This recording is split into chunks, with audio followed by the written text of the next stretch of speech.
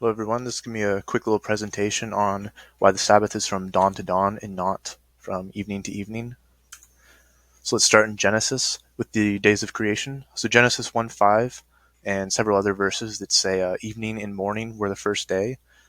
This is actually mistranslated in the KJV. It's one of the few instances where the KJV isn't the most reliable, but the first indicator that this is a faulty translation is that evening and morning don't equal a 24-hour day.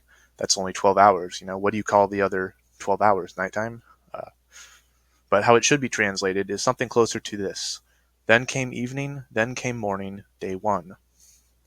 So the process for each day of creation is God does all his work during the day, then evening comes, then morning comes, and that's the end of the day. So morning marks the beginning and end of each 24-hour day. So how come then do Jews today celebrate the Sabbath from evening to evening?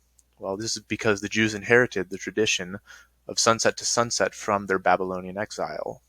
Before this exile, Israel reckoned their days from morning to morning. So this is a tradition of men inherited by Babylon, and it was never fixed. Here's a quote by a rabbi here.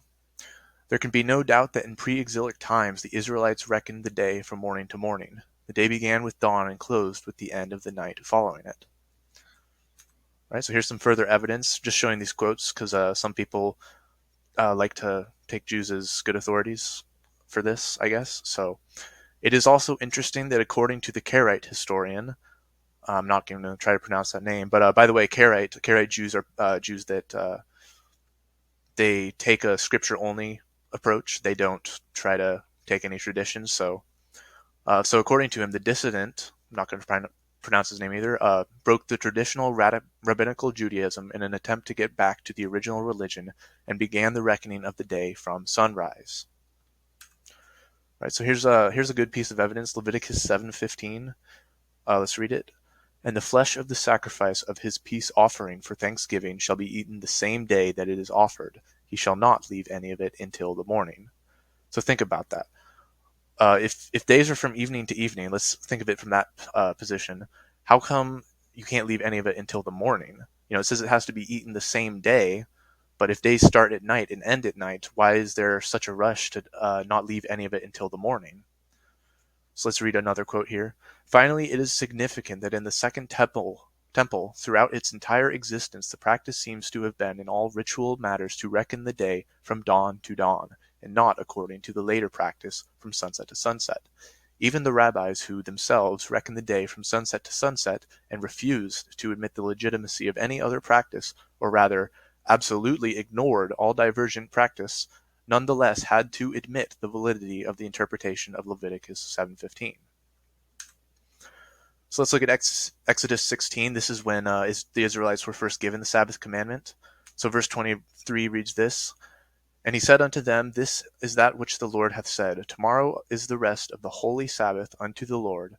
Bake that which ye will bake today, and seethe that which ye will seethe, and that which remaineth overlay up for you to be kept until the morning. So if we reckon this from evening to evening, why are we waiting to eat the food that we prepare for the Sabbath until the morning? If the Sabbath starts at night, why aren't we preparing this for the night? That doesn't make any sense. Here's another one, Deuteronomy 21:23. His body shall not remain all night upon the tree, but thou shalt in any wise bury him that day. For he that is hanged is accursed of God, that thy land be not defiled, which the Lord thy God giveth thee for an inheritance. So the point here, not remain all night, but you shall bury him that day. If night began the day and it ended at the next night, why is the rush to get him down before the end of the night and not the end of the next day? That doesn't make any sense if you're reckoning evening to evening, but if you reckon it from morning to morning, it shall not remain all night, but you shall bury him that day, because by morning it would be another day at the end of the night. So here's some common objections. I'm going to go over a few. So Leviticus 23:32.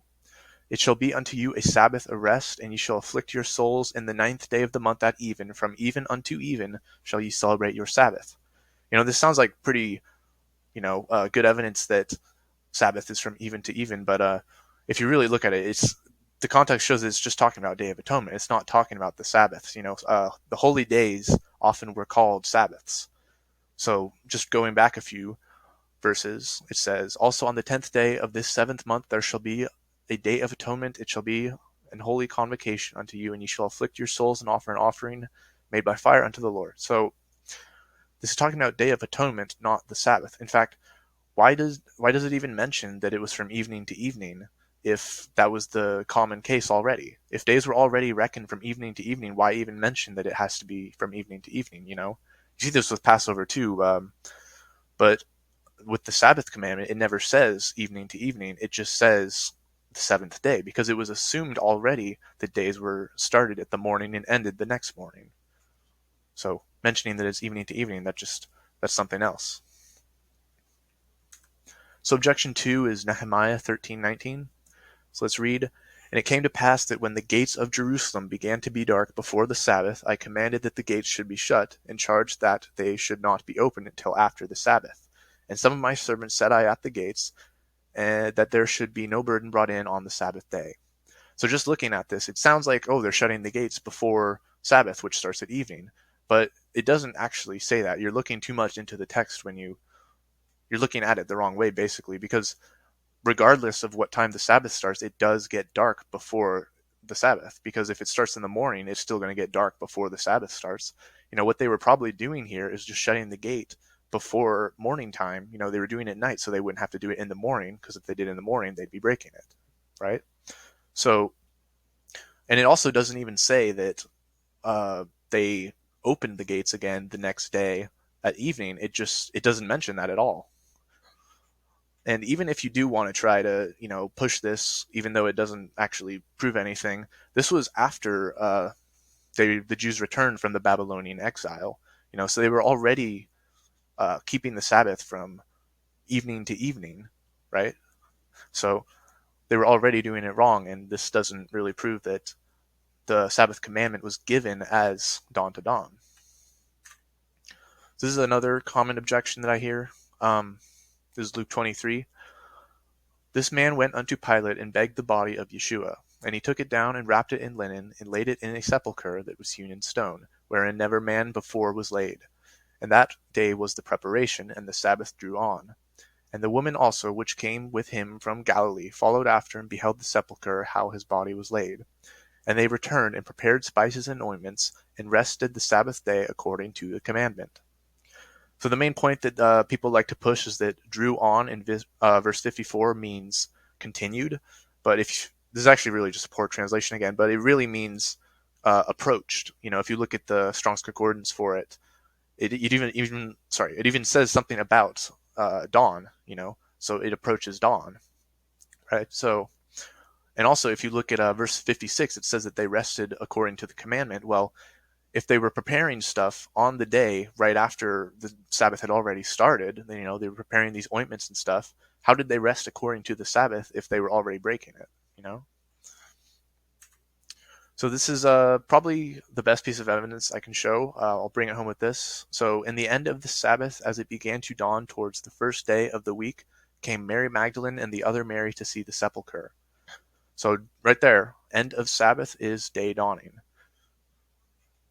If the Sabbath ended at evening of last night, why was it saying that the end of the Sabbath was as it began to dawn toward the first day?